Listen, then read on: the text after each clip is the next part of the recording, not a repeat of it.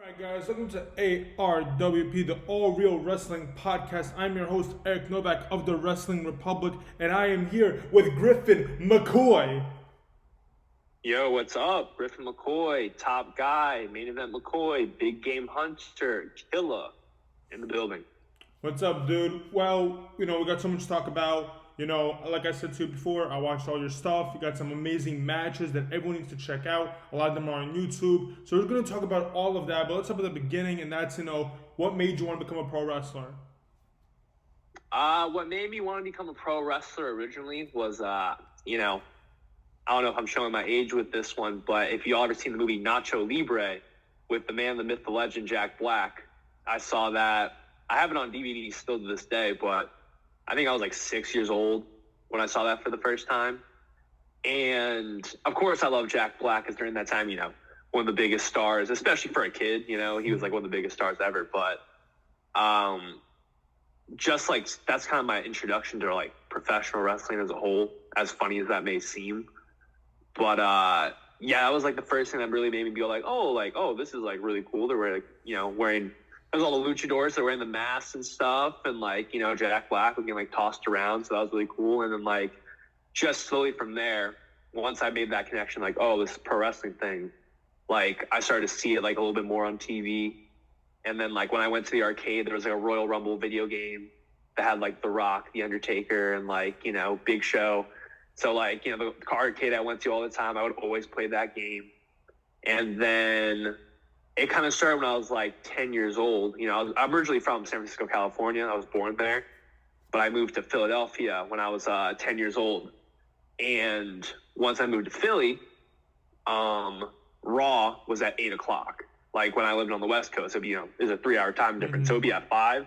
So around that time, I never really saw it on TV too much. But, get onto the East Coast, it's 8 p.m., you're usually home, after doing homework or whatever. And that's when I started to, see it on TV. And then just as soon as I started seeing it on TV, I knew when it was. I just started watching it more and more. Excuse me.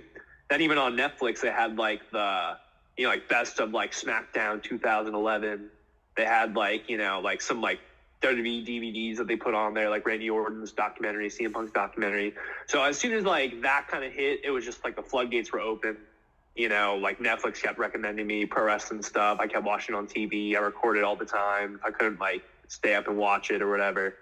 So just from there, that's where the real snowball effect took place, and that's where I became a real fan of pro wrestling.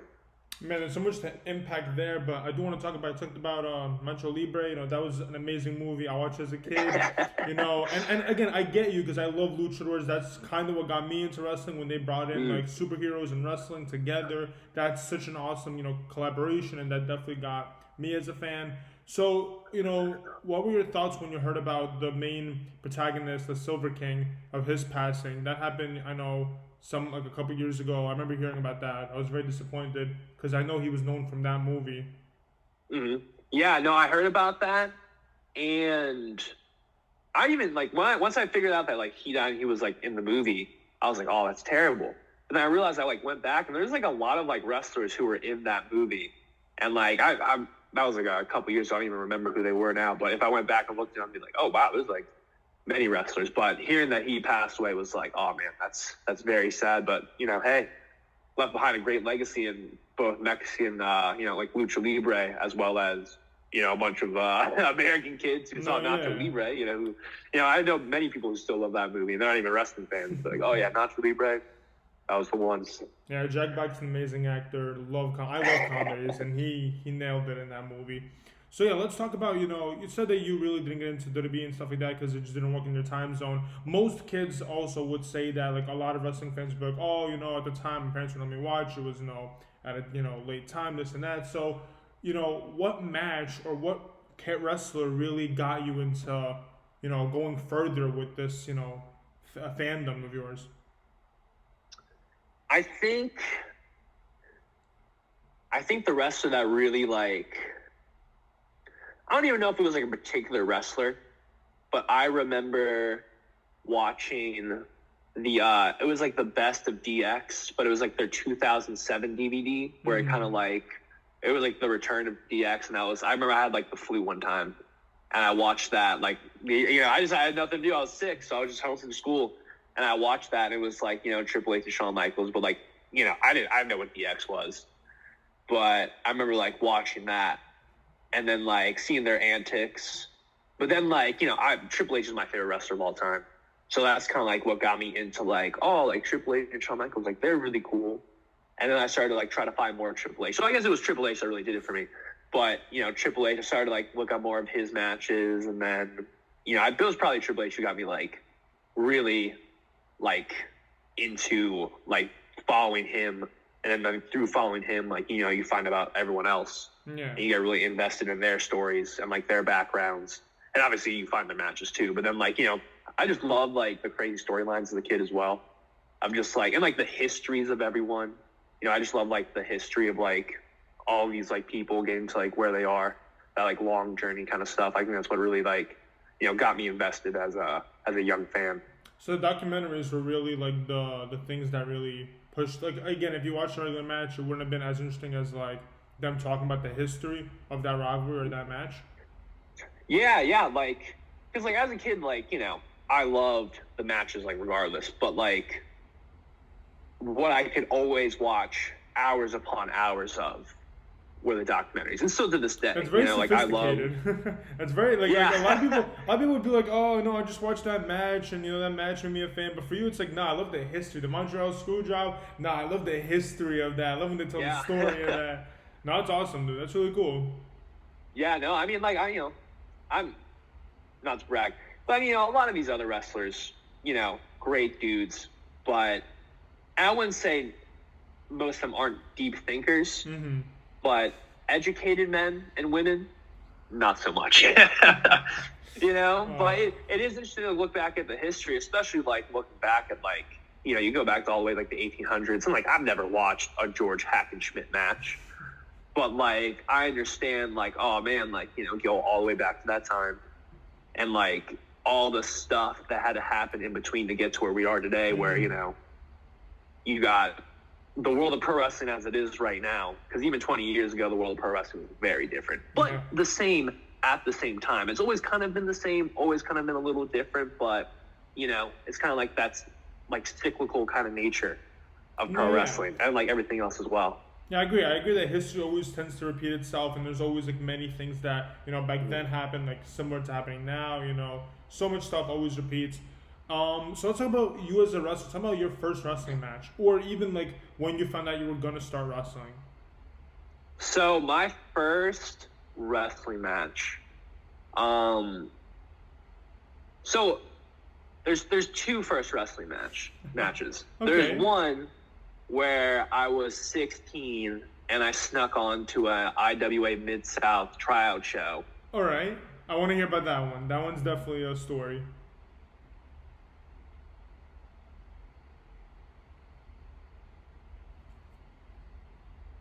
Wait, do you hear me? No, you froze for a second, but it caught at the right time. You just sneaked in to a show and then it just caught. So yeah, tell the story. Yeah, so I snuck in. So IWA Mid-South, it's I don't even know if it's still going today. It's come under a lot of controversy, but the infamous IWA Mid-South. I don't know if I'm in like the. My boys, Young, Dumb, and Broke, Jordan Oliver, Ellis Taylor, Charlie Tiger, those have been my boys since day one, literally. I've known Ellis and Charlie since I was like 10. I've known Jordan since I was like 15, 16. But Jordan was already wrestling at the time, and we met him, and he was like, hey, and like, we got in the ring like a couple times, and just kind of did some like basic things. And Jordan was like, oh, I'm going to this IWA Mid-South show in Indiana in like December. I think it was like 2 days before Christmas. It was like 2016 or something like that. 2015, 2016. So we go with him. You got to pay like $20 to get on the show. It was just a scam, It was just a scam by Ian Rodden. And, but he held like every year. And like some of the people, they would like get on, and like end up, doing more of their shows. But mostly it was mostly a scam. But we paid to get on. I wrestled my boy Ellis Taylor. And that was like my first match in a ring ever. This is maybe like my third time in a ring overall. And, we backyard before that. So we're like, oh yeah, like, backyard, it must be the same thing. And like, it's not. It really is like, you know, apples and oranges. You know, it's like riding a tricycle and then riding like, you know, like a 200-mile-per-hour super bike. You know, it's very different. But we still got in there. We had our match. We didn't get booed out of the building. Okay. There was plenty of other people that night that got like, you know, like, please go home chant, or like, you know, just terrible chants, you know? So we didn't get any of those. So, hey, I was like, oh, I'm definitely meant to do this. Were you nervous at all? Were you nervous at all? Like in front of an audience, in front of a live crowd that paid money to watch, you know, you wrestle? You weren't nervous at all getting in the ring? So I wasn't really thinking about that part. I was like, man, if I wrestle right now and it's so bad, like, are they going to call the actual pros to come in and beat the shit out of us? Like, that's all I really, cause, you know, like, especially too, like coming into, you know, you hear all the horror stories of like back in the day, or like, hey, like, you know, shit still happens, but, you know, like people just getting like, young guys just getting like brutalized, like bones broken. I'm like, yo, we are going to pull up. If we make it through the door, we get in, they're going to sniff us out and be like, oh, these kids, like, they don't know what the fuck they're doing. And they're going to, you know, we're going to get like, like fully assaulted. But that's all I was really nervous about, you know. For you, it was fight or die, basically. For you, it was either you do a good show and you don't get killed, or you do a bad match, you know, like, they're going to come get me. That was your mindset? That's all I was really concerned about. I'm like, man, I just hope I live to tell the tale. But, yeah, it went fine. But, you know, some other people, they had, well, you're alive. So I can tell. I mean, everyone that's watching understands that it went well, since you're alive and here. Yeah, so far. But then you know, I did a couple, like, random shows, like, here or there. But it wasn't until my senior year, when I turned 18, a month afterwards, I started training at Combat Zone Wrestling, CZW, where I'm wrestling Kenta December 18th, if you haven't heard. But you know, I started training there, and my first official match was against DJ Hyde, and on like Dojo Wars. And I was, that match, I was actually terrified, because, you know, like, I was a fan of CZW before, and like, I knew DJ Hyde, and I knew he did crazy death matches. And once I went there, you know, everyone was like, you know, hey, you know, most people who train here, when they have their first match, it's usually against DJ, and he's going to beat the shit out of you, and you know, you're going to have to. You know, it's a big test. And so I had school that day, because like on a Wednesday night. And like the whole day I was terrified. I was like, oh my God, like I do not want to do this. Like, I don't want to get the shit kicked out of me. And like, you know, I got the shit kicked out of me, but hey, I wasn't as bad as I thought it was going to be. I mean, I certainly was destroyed afterwards, but like, once again, I live to tell the tale. So, talk to me a little bit about Combat Zone Wrestling. You talked to that's basically your home. That's basically the ring that you made. Like, every time I watch, you know, stuff on YouTube, it's very telling that, like, you're the main guy there. Or at least when you get in the ring, that's your ring to any opponent that gets in there. So, talk to me about, you know, starting off with a school, starting off somewhere like there. So, going in to me training there, I had like understood that like many other, like, you know, like Adam Cole, John Moxley, you know, Ricochet, like everyone who's anyone has like, especially if they came up on the indie scene, and like even a few more, you'd be surprised. Like they came through CZW at some point. Either they trained there or like they wrestled there in their young career. So like going into there, I was very intimidated. And still to this day, it's like, you know, we had a lot of new recruits, especially like over the past year. We've had like a lot of new people come in, and there's still that like intimidation factor. And now being in it, it's like, oh, like, why would you? But like seeing how CZW trains, and, you know, I've been to like other schools as well. And I've been to like some pretty good schools to train under some like very knowledgeable people. But the level of intensity that it is to train at CZW, like I know back in the past, like they, you know, they had to like fall on the concrete floor all the time. We don't do that anymore. But just like the conditioning that goes into it, the focus on technique, cardio, you know, like we have like, you know, everything that you would want in like a college football like program, you know, like I would say like a college football program with like the level of like training equipment that you would like want there, like they had at the dojo, at the CZW dojo. That's awesome. And yeah, it's awesome, especially like, you know, like, Studio Z, as it's called, in Blackwood, New Jersey, like, a lot has been invested into the current dojo with the training and the supplies and the equipment and all that. And it's really shown over the past like year that we've been back. And, and it's not just me who's been trying to push for that. It's been like a core group of guys that have been there from, like when I started as well. Mm-hmm. We've all had that idea coming in that like, hey, if we're going to restart this thing and like pick it back up, like we didn't go out on the best of terms last time, and then it's going to be an uphill climb. But if we can start from a solid foundation of, hey, like whatever they used to say about us, this is what we are now. We're young, hungry athletes. We're dedicated to the sport of professional wrestling. We're putting everything that we have into the company, but into ourselves, into our careers, and into pro wrestling as a whole, because I personally feel that like, hey, some of us in my generation are going to have to be like the leaders of the sport going forward. Exactly. I certainly see myself in that light, and I know there's dudes that I've met along the way who are friends of mine now. Like, I know they're going to be right there with me,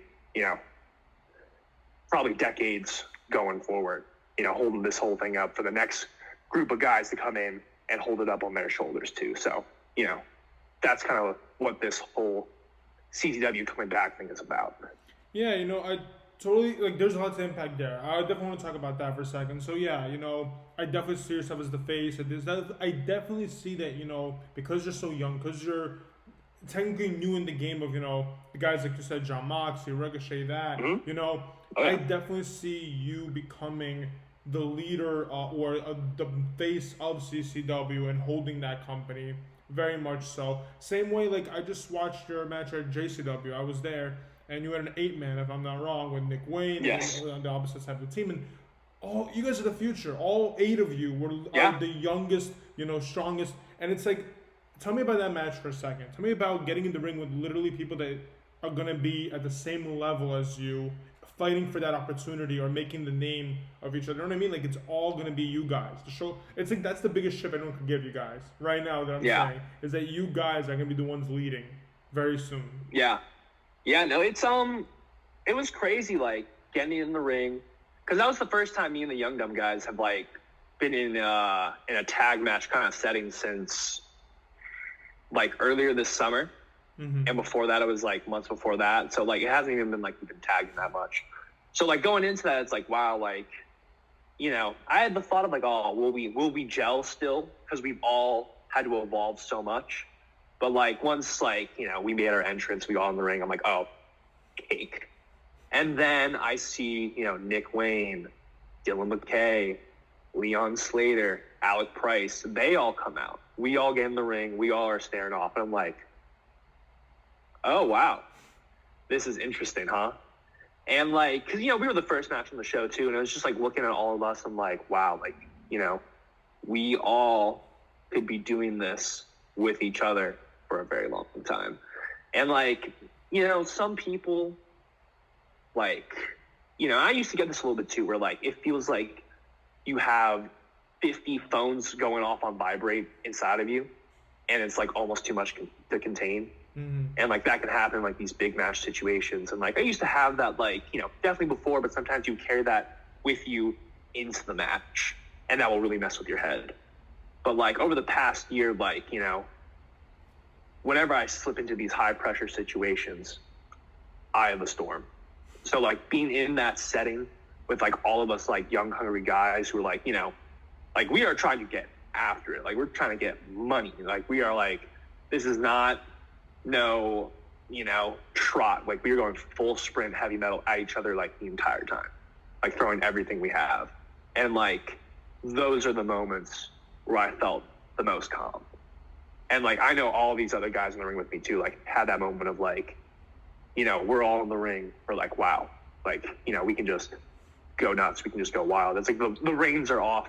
Like we're with like-minded athletes who are able to go in there and just like throw it all out there. So it felt just like calm, interestingly enough. Yeah, that match is gonna age in glory. Like the way you're gonna see Like, how many people are watching that match then, and now it's on Fight, or it actually also might be on YouTube soon because it's JCW. I think it's on YouTube. Yeah, they do all this stuff on YouTube. So, like, that will literally just age in glory. It's going to be from, like, thousands to millions, because you guys are literally the future. But also, it's like, I'm shocked because you got in the ring first time with these people, too. Alec Price, I don't think you've got in the ring with him. Leon Slater from the UK. He came all the way from the UK for that. Nick Wayne's doing everything in the West Coast, you know, signing with AEW, you know. It's like everybody that you had to get in the ring with then was the first time. So, you know, what was going through your head that you probably didn't even share with anyone on your team or anyone there? Like, what was going through your head at that time that you were telling yourself? I think I was definitely telling myself, like, I know in my heart, I'm 1,000,000% get, like, convinced that, like, you know, not like I'm destined for great things, but if I continue the path that I continue to be on, if I work as hard as I can, you know, you're bound to end up somewhere in the cosmos, in the universe. But going into that match, you know, you got Jordan, who just came back from Japan with Nick Wayne on a GCW, and, like, you know, Nick Wayne's obviously popping off crazy, and then, like, Leon Slater, I know he's, like, getting a lot of buzz in the UK. I've seen him on, you know, social media. You see someone on social media, like, all right, this guy's getting some buzz. He wrestles for Progress and stuff, and, like, you know, he's doing his thing. He came over. Alec Price, obviously, like, young stud. He's killing it right now. Dylan McKay, you know, he's fucking popping off too. And I know I've been, like, coming up as of recently, but, you know, I'm still on my rise. We all still are, but, like, relative to those guys I just named, like, you know, I feel like I'm still, like, you know, I'm grinding it out. We're all grinding it out, but I'm definitely grinding it out right now. And those who know have no doubt in their mind that I belong in that situation. But there's some people, you know, it's all good, that, like, just aren't aware, because, like, you know, maybe they aren't the most familiar with me. Maybe they only just know me as kind of, like, young, dumb, and broke. And, like, those are my boys. I love them. But, like, you know I can do more. And, like, I know I can, you know, I can handle these high-pressure situations. And I don't fit, I excel compared to most. And, like, in that moment, you know, with all these, like, guys who, like, obviously are having eyes, like, you know, I wanted to show that not only can I be at that level, I exceed that level. And I felt like that's what I did. And, like, you know, I don't really put a whole lot of stock into, like, Twitter, social media. But, like, you know, I had some people popping up. Like, oh, Griffin McCoy, you know, he's doing his thing. He's popping off. And I'm like, yeah, that's what I do. That's what I work hard for, you know? No, yeah, and you should never, you know, feel bad for saying that I am the best. And, you know, because I watch your stuff and so many matches we're going to talk about. I truly think you are the best. I truly think you are going to lead an amazing revolution in pro wrestling, especially just because of so many matches that I've already watched, and also your style of wrestling. And this might be a huge, like, achievement or respect that I'm going to give you that you're probably going to be like, I can't accept. I think your fighting style is very similar to Tomohiro Ishii. You have a lot of aerial asset, but you're also such a, you know, ground and pound type of guy in the ring. It's kind of amazing to see when, you know, you're not doing any, like, you know, rope moves and things like that. You're just in the ring and you're chopping. Well, my body breaks down. Well, oh yeah, so yeah, but, like, again, you know, it's one of those things where it's like you're very different than any other person that was in the ring with you at that JCW show. And I don't want to, like, talk too much about it, but a lot of wrestlers that were in that match do a lot of similar moves or a lot of similar stuff. You were very different. You had a different aspect in that whole thing. So that's why I truly do think you are the best. I truly think that, you know, it's good to think that I am better than people and I am going to be the best. And I'm sorry for, like, cutting you off. Just way too excited. Oh, no. So, all right, let's talk about some dream matches. How about some matches that you want to have that people watching, promoters are watching, that would book it? So clearly, I'm already probably in my... Man, this match coming up with Kenta, I know we're going to talk about this a little bit later, but, like, you know, obviously Kenta has been a dream match of mine since I was, like, 14. So, obviously, having him coming up is, like, you know, that's a big one off the list right there. But other than that, and you know what? Dream matches, that phrase has kind of lost its luster for me. Okay. Because what I've had to realize over the past year, because I've gotten a couple dudes that I've like really wanted to face. I've wrestled like Fred Yehi. I've been able to wrestle like Rich Swann, JD Drake. I wrestled Chris Bay at PPW. I wrestled like Dante Martin. And like while these guys they all kind of range on like some people you want more than others, but it's not much of a dream match anymore. It's a proving ground. Now it's less of like, oh, I want to wrestle this guy because, like I looked up to him and like, I think it would be the neatest thing if he liked me too. But, and now it's more of a thing where it's like, not everyone's going to like you. Not everyone is going to become your best pal. But what they are going to have to do is respect you. And even better, they might have to fear you because, they know that you're on your way up. And some of these other people are on their way up and they're coming up for like, to settle at a certain place. Like, I'm not coming to settle. I'm coming to push. I'm coming to break barriers. I'm coming to destroy any ceiling that stands in my path. But guys I'd really have to prove myself against, Bryan Danielson. He is probably number 2 inspiration for how I wrestle and what my style is, right? With Kenta, probably 1A, 1B. I would love to wrestle Davey Richards. I would love to wrestle, like, realistically within the next couple years or so.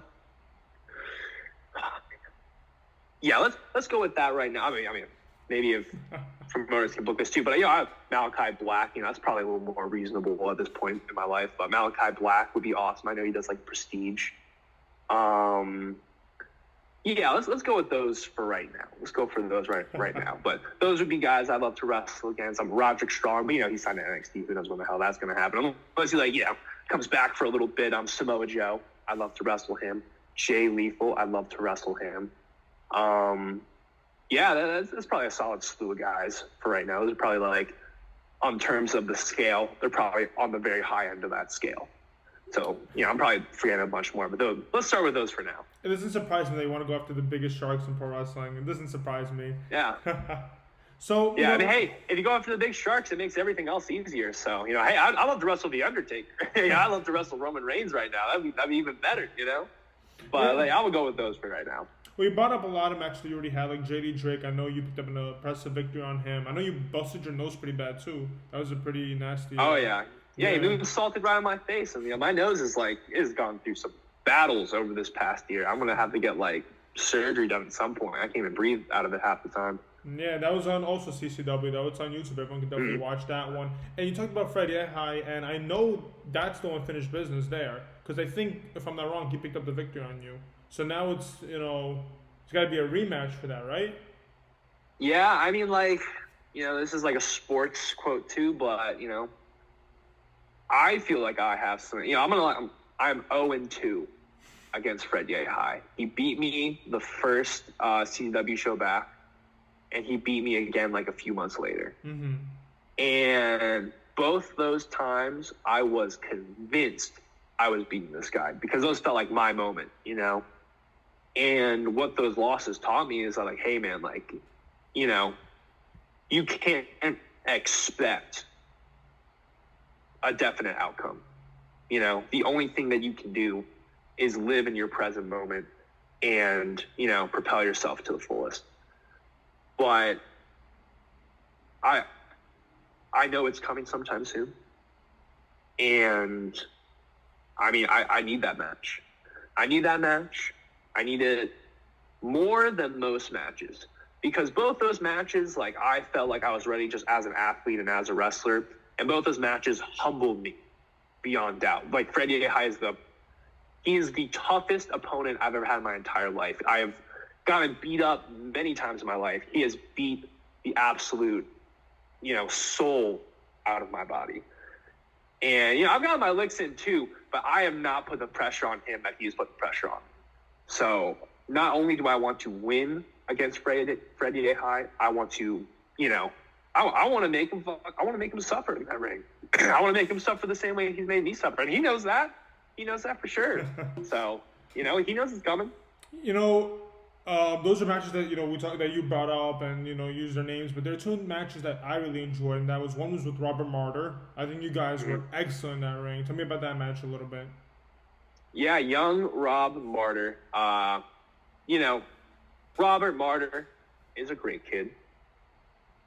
He definitely has little brother energy. If you have a younger sibling, you know exactly what I'm talking about. But he's an enthusiastic young lad, and he really studies professional wrestling. That is the thing that I've taken away the most about Robert Martyr, especially in that match too. He studies professional wrestling. He studies the sport. He studies the techniques. A lot of the stuff that I love too, it's technique of it. The minute details of technique, that really separate good from great from legendary. And that match too, it was a style matchup that I didn't really know. I was kind of more used to wrestling either bigger dudes or more high flying guys. And, I'm bigger than Rob Martyr, but his size also works as an advantage because he is so technically based. He is attacking, he tore my arm out of socket pretty much that match, but his size and his body and his strength and technique really, that just what makes him so good. He knows how to capitalize on what strengths that he has. And wrestling him really opened up my eyes. Hey, it's not just about doing the things that you think are good, but what are you really good at and what can you really excel at? And that's what that match taught me. Well, you were obviously better since you managed to pick up the win on him. And the second match I want to talk about was against Ki Min. That was a pretty interesting one. That one held a lot of story, in my opinion. Tell me about that match. Ki Min at Dojo Wars? Yeah. Yeah. Yeah, man. Oh my God. I was the last match I thought you were gonna bring up. But yeah, no. I do my history, man. I watched a bunch of your stuff. Thank you. No, Ki Min. Oh, I cannot wait to text him about that. But yeah, no, I wrestled Ki Min, and that match, he was born in Korea, but he's lived in America most of his life. He's I don't know what he feels, but to me, he's Asian American. I'm also Asian American. That match, there's not many Asian American superstars you can look up to. I know Ricky the Dragon Steamboat's half something, but Batista's one. He's half Filipino, I'm half Filipino. But other than that, you don't really have a whole lot of options. So being able to wrestle another fellow Asian American, or just an Asian wrestler, growing up in America trying to make it as our demographic, that was really special to me. I know I would assume it's pretty special to him. I think we talked about it before, but I'm pretty sure it's special to him. And even Ki Min, he showed fire, he showed heart. I wouldn't say I was expecting an easy win, but I was I did not expect him to bring it like that. And that really opened up my eyes to him. And I know we established a bond after that I think is still very much intact to this day. Yeah, and you brought up that you're Filipino and that you love wrestling people that you can relate to, and someone that I really would love to see you versus TJP. That's a match that I definitely would love to see. Yeah, no, I would love to wrestle TJP. I can't believe I knew I was forgetting someone, but yeah, him being half Filipino as well. I think he's been calling himself the Phil Am Flash, but yeah, no, I'd love to wrestle TJP. That'd be awesome. And him too. He's I know whatever opinions people have about TJP. I can't hold people to what happens on the internet sometimes. I don't really know the full story. But anyways, I can at least agree on that he is a fantastic professional wrestler. And the knowledge of skill and technique that he has is probably encyclopedia's worth of knowledge. So I would love to have that match one day. That could probably happen relatively soonish. That's definitely in the realm of possibility. Hey, listen, the best ring to do that would be in CZW. That's your home. That would be a perfect place. But also, I don't know if you knew this, but this is just the cool information. He was actually the last student of Inoki's too, before Inoki passed. He Yeah. was the last graduate. So yeah, that match would be insane. That's why, because I didn't pick it up. I did not know you were Filipino. I didn't do that. I didn't go on your Wikipedia page and things like that. I never do that. Yeah. So I had no idea. So as soon as you said it, I was like, that would be, because he's also technical and he's also, strong style. That would be an amazing match. We're going with you. Oh yeah, it would be. Yeah. So there's a time for 3 minutes. I don't know if you see that. Yes. Yes, I see that. Recall. Yeah, I don't know. It's a new thing that Zoom does. I'm gonna recall you, but for now, let's just keep going. Tell me what match time literally stood still for you. Like a huge moment in your career that really holds a big place in your heart. One that I wasn't really involved with this match, but one of the most the crowd was the craziest thing I've ever felt in my entire life. Was it was that GCW show. I forget what the show was called, but it was me and the Young Dumb Guys. We attacked whoever we were attacking. It was at the Voltage Lounge in Philadelphia, and Joey Janela made his return from AEW.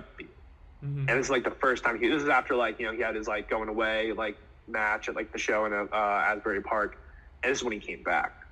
And once his music played, the Voltage Lounge is a bar / music place, but it's kind of packed, but it's tall, it's very vertically tall, and just it felt like a cyclone of sound just engulfing you. And when he came out, everything was vibrating. My vision was the room looked like it was shaking from how loud it was. And then he clotheslined me right in the face. I'm pretty sure he gave me a concussion. But but that was definitely a moment where it wasn't the match I was involved in, but just being in the ring and being oh my god, this is insane. But probably that. Another moment where I had a big match. I wrestled this dude named Action Andretti at CZW. Yeah. And in Maryland. Yeah, I wrestled him a few times actually, but very talked about name right now. Very talked about. Yes, very talked. He's on the come up. He's doing this thing at AEW. I don't know what's going on. He might get signed. I don't know. But we had we were gonna have a 30-minute Ironman match, and we hit the full 30 minutes, and then we went another 10 after that. To beat the tiebreaker, because of course we had to have a tiebreaker.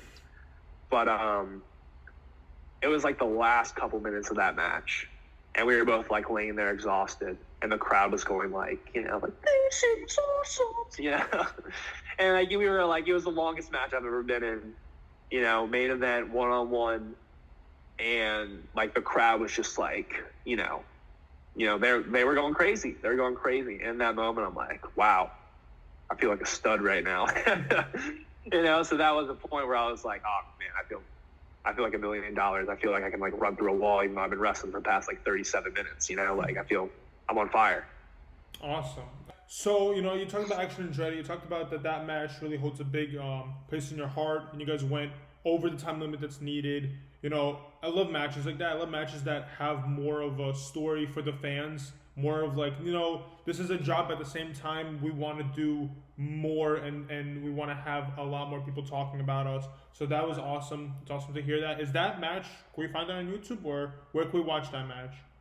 So that match is on CZW Studios. It's on CZWstudios.com. You're going to have to pay to watch it. It's worth the price. I'm sure it's worth the price. It is 100% worth the price if you want to watch an instant classic. If you love professional wrestling, you're going to love this match. I have no doubt in my mind whatsoever. And there's probably a whole gallery of your matches there too, since CZW. Oh yeah. You have access. So if you get CZW, hey, I'm company man right now. I hope they hear this. But if you get CZW Studios, it's another subscription. I get it. However, you have access to the entire CZW catalog, plus WSU, plus a couple other promotions that have signed up for this as well. You have so much history of professional wrestling. I know this is something we're coming back to, but I like history. But of from the very inception of CZW. And people can say whatever they want to say about CZW, but the history of the company and like how it really has pushed forward pro wrestling as like a whole. You know, like a lot of people have like made their start in CZW, and like I was, you know, at training the other day, and there were like some like random CZW show in like 2014, and like, you know,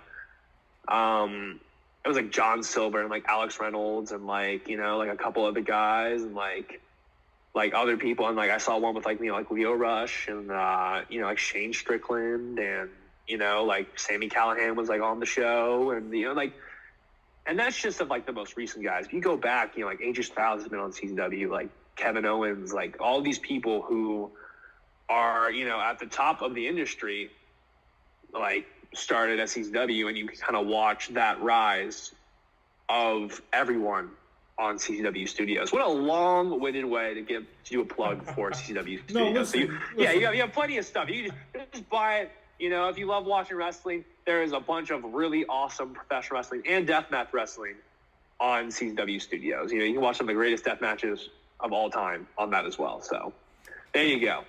So just to recap, you can find all your favorite wrestlers on CCW Studios, but most importantly, Griffin McCoy is on CCW Studios. So that's all you got to watch. All right. Pretty much.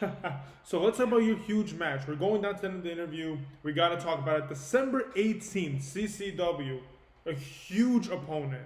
Probably your biggest opponent. Yeah. Oh, yeah, definitely my biggest opponent so far. But, yeah, it's the biggest match of my life. But how many times have I said that in the past year? How many times have I had to say that, you know, throughout my whole career? You know, my whole career has been, even going back to the days of when I first started training CW, it's always been thrown into the deep water. And, you know, back then I managed to do it, you know, with barely any floaties on. So now I'm doing it in like, you know, now it's just normal. You know, like you know, there's pressure, but like the pressure is the fun part. The pressure is the thing that gets you up. It's the thing that drives you. It's the thing that makes you like want to train harder. It makes you want to, you know, like push yourself to levels that you never knew you could reach. And so I have been able to do that in all these big match situations. And I think this will bring out the very best of Griffin McCoy that has been seen yet. And then after I do this match, oh my God, people better be very worried, because once I get to wrestle Kenta, y'all are in some trouble. You know, like I know there's gonna be plenty of eyes on this, but like it's just gonna give me more doors that's gonna be opened up, and more people are gonna like get to see me as well. So, you know, obviously I've been able to have some big matches recently, but I think this is the one that, you know, all according to plan, you know, I'm gonna knock on some wood right now because it's pro wrestling. You know, anything can happen.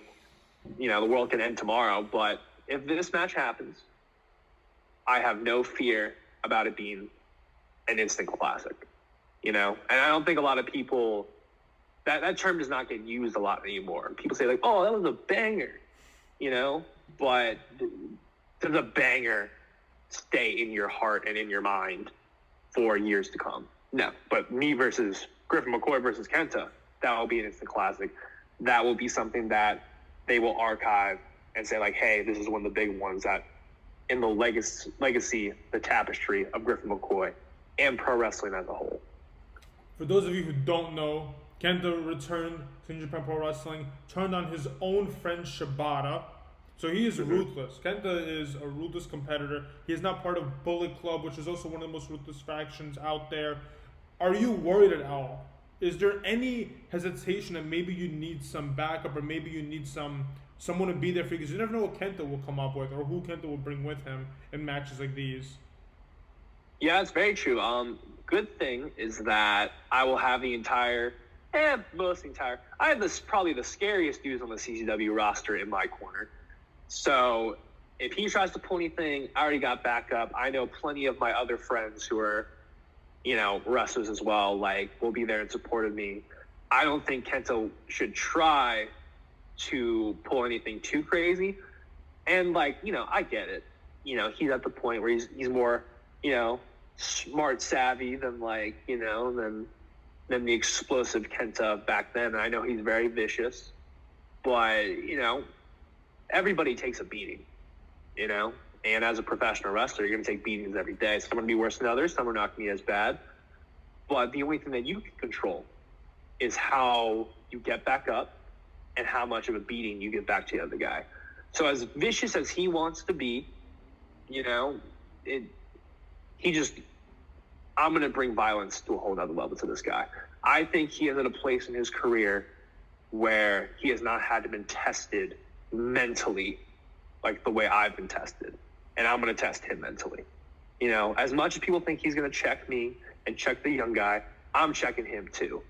Because while this is happening December 18th, I'm going to see him again. I'm going to see plenty of other guys. So, this is his, opportunity to say like, oh, I got to wrestle Griffin McCoy. This kid is coming. Y'all should be prepared. Last thing I want to talk about with Kenta is his finisher. Like you said, you have a bad nose that's been through a lot of already injury. His finisher is very dangerous. What are you worried about that at all in any way? Yeah, I would. If I wasn't a little concerned about eating the go to sleep knee to my face, I'm an elusive guy. I'm a strategist. Once again, I'm a thinking man. I know this guy's gonna go for the GTS. What else do I think he's gonna go for?